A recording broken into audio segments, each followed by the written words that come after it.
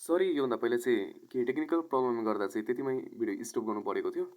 ल अब चाहिँ फेरि अस्ति अघि नै हामीले योभन्दा पहिला चाहिँ हामीले जतिमा एन्ड गरेको थियौँ नि भिडियो त्यतिबाट फेरि स्टार्ट गर्छौँ हामी। अब rotational kinetic energy equals to 1/2 I omega square हुन्छ। त्यस्तै भी भनेको v is equals to r omega हुन्छ। र यही युज गरेर हामीले योभन्दा पहिलाको भिडियोमा चाहिँ के गरेको थियौँ भने चाहिँ डेरिभेसन एउटा डेरिभेसन पनि हामीले डिराइभ पनि गरेको थियौँ एक्सप्रेसन। र भी भनेको चाहिँ आर ओमेगा हुन्छ र ए भनेको चाहिँ आर अल्फा हुन्छ है। त्यस्तै टाउ भनेको टर्क, टाउ भनेको के त फोर्स इन्टु डिस्प्लेसमेन्ट हो कि, फोर्स इन्टु डिस्प्लेसमेन्ट। अब यो भनेको के त एफ भनेको एमए इन्टु आर हो नि है, एम इन्टु आर हो नि त। अब यो ए हेरौँ, अब यो ए भनेको एसेलरेसन, ए भनेको हामीले के भनेको छ नि त आर अल्फा भनेको छ नि त, आर अल्फा हुन्छ यो र आरको आर नै हुन्छ। अब के त एम आर इन्टु र यो आर के हुन्छ त आर स्क्वायर र अल्फा हुन्छ है, हुन्छ नि। त्यही भएर यो टर्कको एक्सपेन्सेस चाहिँ हामीले यो पनि लेख्न सक्छौँ र यो पनि लेख्न सक्छौँ है। अनि त्यसै चाहिँ हाम्रो यो आई, यो चाहिँ one of the most important है। यो आईको सधैँ हुन्छ नि हामीले यो के त भन्छ, माने एउटा इक्जाम्पल लिउँ हामीसँग ऊ ल M1 R1 को स्क्वायर प्लस M2 R2 को स्क्वायर र MN RN को स्क्वायर छ अरे। अब यसलाई चेन्ज गर्दा हाम्रो के हुन्छ त आई इक्वल्स टु, यसलाई हामीले यो समेसन फर्म गर्दा के भएर आउँछ त एन आई इक्वल्स टु 1 र के त MIRI को स्क्वायर भएर आउँछ हो कि होइन। यो चाहिँ बुझ्ने है, आई भनेको सधैँ के हुन्छ त आई भनेको के हुन्छ यो हुन्छ, यो summation n i equals to 1 MIRI को स्क्वायर हुन्छ। यो भनेको मोमेन्ट अफ इनर्सियाको एक्सप्रेसन हो यो भनेको चाहिँ। र हामीले रिलेसन मोमेन्ट अफ इनर्सियासँग अरूको रिलेसन भने जस्तै टर्कको र एङ्गुलर भेलोसिटीको जुन रिलेसन निकाल्छौँ नि त्यतिखेर चाहिँ यो वाला युज हुन्छ है। ल अब ढिला नगरिकन अब सल्भ गर्नुतर्फ लागिहालौँ। सो हाम्रो त्यो सल्भ गर्नुपर्ने हाम्रो जुन क्वेसन के थियो त भने के थियो भनेपछि relation between angular momentum and moment of inertia, के त relation between angular momentum and moment of इनर्सियालाई यो गरौँ है। यसको लागि चाहिँ सबभन्दा पहिला हामीले एउटा फिगर बनाउँछौँ। यो फिगर ड्र गरौँ है, यसरी ड्र गर्ने होइन। यो मास 1 मानिदिमेलाई, यो मास 2 M2 भयो, यो मास 3 यो M3 भयो र कतिको डिस्टेन्समा त्यो डिस्टेन्स लेख्दिउँ R1 R2 र R3। र यसको पनि जुन हामीले त्यो लेट गर्नुपर्छ नि त्यो पनि म ओरली भनिदिन्छु, मैले लेखिनँ है। ल के लेख्ने भनेपछि let us consider a body consisting n particle, के त let us consider a body consisting n particle having mass M1 M2 M3 dot MN at a distance R1 R2 R3 respectively from the axis of rotation y dash as shown in figure। अब यो figure भनेको के हो त, यो फिगरले के represent गरेको छ त, यो लेख्नु पर्दैन है, छोडिदिनु। ल त्यो मैले भनेको कुरा लेट गर्ने, अनि त्यसपछि के लेख्ने त नाउ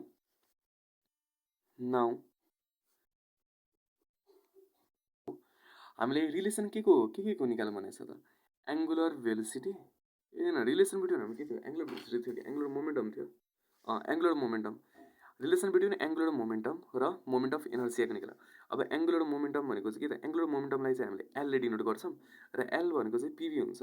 यो पी भनेको यो यसलाई हामीले के त सरी पिआर एमभिआर, किनकि यो पी भनेको नि पी भनेको एमभी हामीले गर्न सक्छौँ है। यो यसको चाहिँ यो हुन्छ हेरौँ के त मोमेन्ट एङ्गुलर मोमेन्टमलाई चाहिँ हामीले एलले डिनोट गर्ने, एल भनेको चाहिँ पिआर हुन्छ, पी भनेको एमभी, धेरै भाषणको चाहिँ हाम्रो डाइरेक्ट के त एल भनेको linear momentum angular momentum L भनेको एमभिआर भनेर बुझ्ने है, यो यति भनेर बुझ्ने। अब के त द नलेखौँ angular momentum A N G U angular momentum of a particle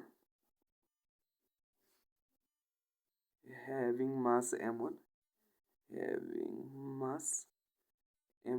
is given by, अब मास 1 भएपछि के त यो angular momentum L1 equals to हामीले के गर्ने M1 V1 र R1 गरिदिने है, M1 V1 र R1 गरिदिने। अब यो फर्दर गर्दाखेरि M1 र योभन्दा पहिला हामीले के बुझेको छौँ त, योभन्दा पहिलाको भिडियोमा हामीले मैले के भनेको थिएँ त V भनेको के हुन्छ आर ओमेगा हुन्छ हो नि, र ए भनेको आर अल्फा हुन्छ र बी भनेको आर ओमेगा हुन्छ। त्यही भएर यो बीको ठाउँमा हामी आर ओमेगा रिप्लेस गरिदिउँ है, आर ओमेगा रिप्लेस गरिदिउँ, यो के त R1 हुन्छ ओमेगा हुन्छ र R1 हुन्छ। अब के त m1 यो r1 र यो r1 मल्टिप्लाई हुन्छ नि है r1 र इन्टु r1 के हुन्छ त r1 को स्क्वायर हुन्छ र यो ओमेगा भयो। अब यति गरेपछि के गर्ने भने सिमिलरली फर अब L2 गर्ने।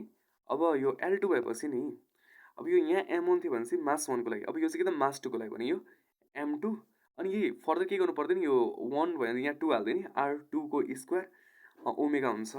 त्यस्तै L3 को लागि चाहिँ m3r r3 को r3 को स्क्वायर ओमेगा हुन्छ र त्यस्तै ln को लागि चाहिँ के त mn rn को स्क्वायर ओमेगा हुन्छ है। यति लेख्ने। अनि त्यस्तै अनि यसपछि के गर्नु भनेपछि द टोटल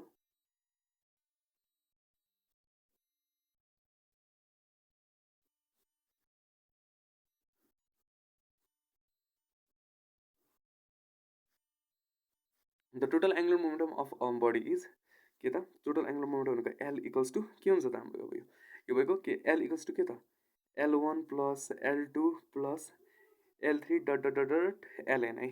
ल यो गर्दैछन् L इक्वल्स टु हाम्रो L1 कति छ त L1 भनेको के त L1 भनेको m1 r1 को स्क्वायर के ओमेगा हो प्लस त्यस्तै m2 r2 को square omega plus m3 r3 को square omega dot dot dot dot mn rn को स्क्वायर ओमेगा हुने भयो। L इक्वल्स टु के हुन्छ त हाम्रो अब यसमा कमन के हुन्छ ओमेगा कमन आउँछ नि ओमेगा कमन आयो m1 r1 को स्क्वायर प्लस m2 r2 को स्क्वायर प्लस m3 r3 को स्क्वायर mn rn को स्क्वायर हुन्छ। र योभन्दा पहिलाको भिडियोमा मैले के त यो होइन यसमा मैले भर्खर अघि केही बेर पहिला भने मैले के भने त यो हाम्रो के त मोमेन्ट अफ इनर्सिया चाहिँ हाम्रो यसमा रिलेसन के को निकाल्नु त एङ्गुलर मोमेन्टम र मोमेन्ट अफ इनर्सियाको निकाल भनेको छ नि त। मोमेन्ट अफ इनर्सिया आई भनेको चाहिँ नि यो m1 r1 को स्क्वायर प्लस m2 r2 को square plus dot dot mn rn को स्क्वायर।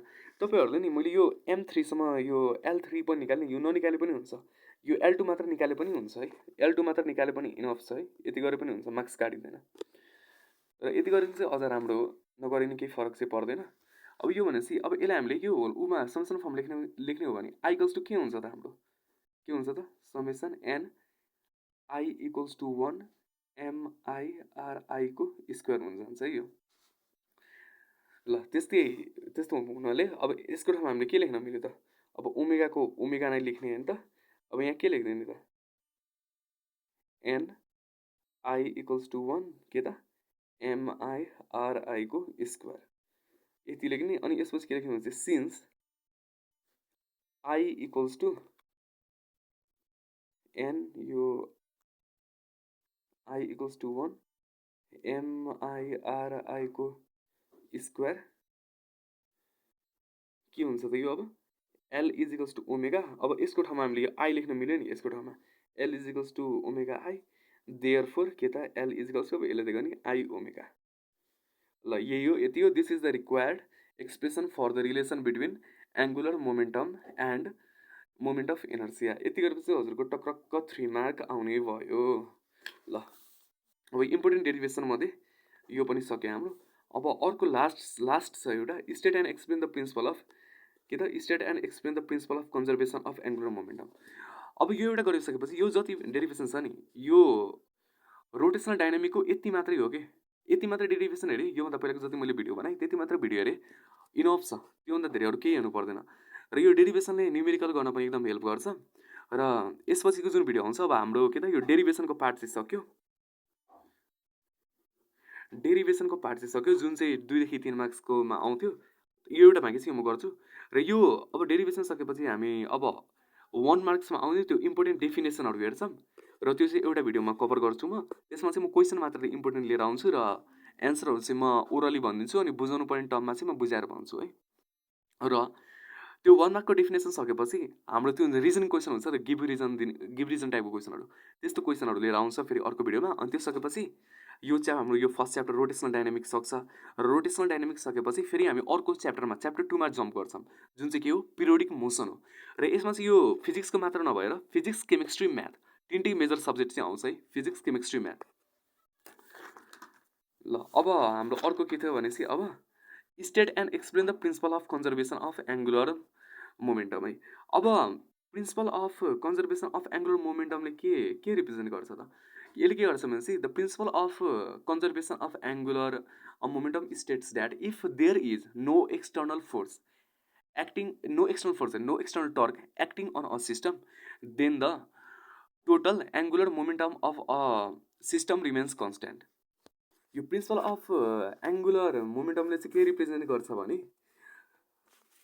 के स्टेट गर्छ भने त्यो म ओरली भन्दैछु, त्यो लेख्नु होला। अनि डिराइभ चाहिँ हामी गरौँला है। के त if there is no external torque, के त if there is no external torque acting on a system then the total angular momentum of the system remains constant. त्यो भनेको के त आई ओमेगा इक्वल्स टु के त कन्सट्यान्ट हुन्छ। यसको त्यो स्टेटको चाहिँ जुन त्यसले स्टेट गर्छ नि त्यसको इक्वेसनल फर्म चाहिँ यो हुन्छ सिओएनएससिएनटी। L I omega equals to constant हुन्छ है। अब यही चाहिँ अब हामीले डिराइभ गर्ने हो है। अब डिराइभ गर्न चाहिँ हामीले फिगरहरू के बनाउनु पर्दैन यसमा चाहिँ। अब के भन्नु भने फेरि त्यही डिराइभ गर्न चाहिँ त्यही लेखिदिनुपर्छ हामीले कि त the principle of conservation of angular momentum state that's if there is no external torque acting on a system then the total angular momentum of the system remains constant. अनि पछि that is I omega equals to constant लेखिदिने र यो भने के त I one omega one equals to I two. अब change नभए त्यही त हुन्छ नि त I one omega one equals to I two omega two हुन्छ। अब यसपछि चाहिँ के लेट गरिदिनु भने यो पनि म ओरली नै भनिदिन्छु के लेट गर्ने यसपछि चाहिँ। ल लेख्नु होला है राम्ररी, प्रुफ लेख्ने यसरी प्रुफ लेख्ने प्रुफ गर्नुपर्ने हो नि त यसमा हाम्रो डिराइभ गर्नु पर्दैन, हामीले यसमा प्रुफ चाहिँ गर्ने हो है। के त जुन यो प्रिन्सिपल यसले स्टेट गरेको हुन्छ नि principle of conservation of angular momentum त्यो भनेको I omega equals to constant हुन्छ, I one omega one equals to I two omega two. यो चाहिँ हुन्छ भने हामीले प्रुफ गर्नुपर्छ होला। यसको लागि के गर्ने भने अब लेट गर्नु होला। Let us consider a rigid body R I G I D rigid body having moment of inertia I rotating about an fixed axis with an angular velocity omega. The angular velocity of a body is given by the angular velocity of a body is given by के त L is equals to I omega भनेर लेख्ने है के त the angular velocity of a body is given by L equals to I omega लेख्ने। यसलाई equation first मानिदिने, अनि त्यसपछि के त अब लेख्नु है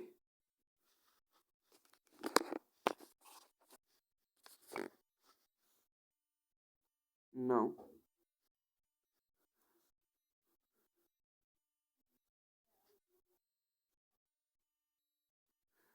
differentiating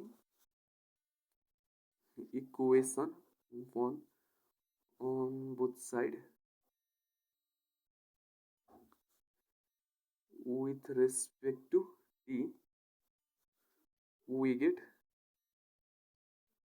हामी के पाउँछ त अब दुवैतिर dl by dt हुन्छ इक्वल्स टु के d by dt I omega dl by dt को त्यही हुन्छ यो।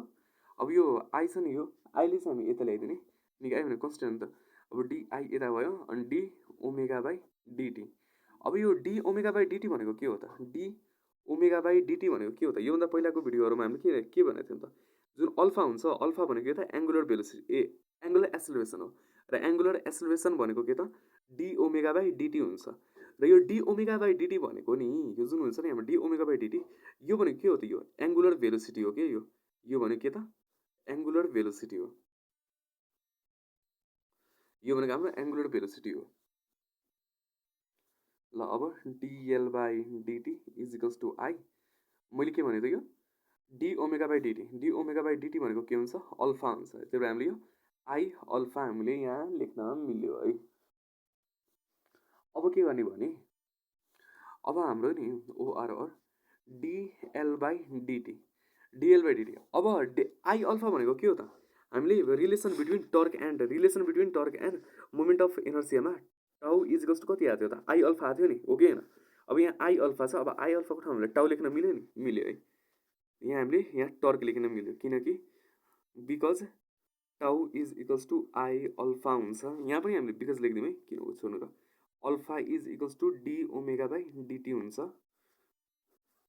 ल अब यति लेखिसकेपछि चाहिँ के त अब हामीले त्यो कन्डिसन चाहिँ लेखिदिने त्यो प्रिन्सिपलले के स्टेट गराएको थियो त यो प्रिन्सिपलले if there is no EXTERNAL is external torque then if there is no external torque then के त टाउ इक्वल्स टु 0 एक्सटर्नल टर्क नभएपछि टाउ इक्वल्स टु 0 हुन्छ अब so DL by DT is equals to 0 हुने भयो त्यही भएर यो यसको के त L is equals to constant and I omega L भनेको के हो त एल भनेको आई ओमेगा हो नि त आई एल भनेपछि यो के हुन्छ आई ओमेगा पनि एल कन्स्ट्यान्ट भएपछि के त आई ओमेगा पनि सरी यहाँ डी बोलेको कन्स्ट्यान्ट हुने भयो नि है अब यही भनेको के त आई ओमेगा कन्स्ट्यान्ट भएपछि के त I one omega one equals to I two omega two पनि हुन्छ सेम प्रुफ ल मैले भनेको जति लेट गरेँ भने र यति जति गऱ्यो भने चाहिँ टक्रक्क 2 मार्क्स चाहिँ आउँछ कति पनि काटिँदैन है यति गरेँ ल 2 मार्क आयो ल थ्याङ्क यू अब यसपछिको भिडियोमा चाहिँ हामी अब 1 मार्क्समा आउने इम्पोर्टेन्ट डेफिनेसनहरू लिएर आउँछौँ र त्यो डेफिनेसनको भिडियो सकेपछि चाहिँ अर्को जुन भिडियो आउँछ त्यसमा चाहिँ गिभ रिजन एन्ड त्यो गिभ रिजनको पनि सकेपछि यो च्याप्टरको हाम्रो अल टु अल कभर हुन्छ यसपछि यो भिडियो मात्रै हेर्नु चाहिँ हजुरहरूले ओल्ड इज गोल्डहरू केही हेर्नुपर्ने हुँदैन यही भिडियो र इफ नोटहरू पनि बनाउनु भएको छ भने त्यो नि साथीहरूको साथी बस्नुभन्दा नि यही हेर्दै गर्दै पढ्ने है पर्फेक्ट हुन्छ ल फिजिक्सको पनि आयो अब केमिस्ट्रीको पनि आउँछ म्याथको पनि आउँछ ल थ्याङ्क यू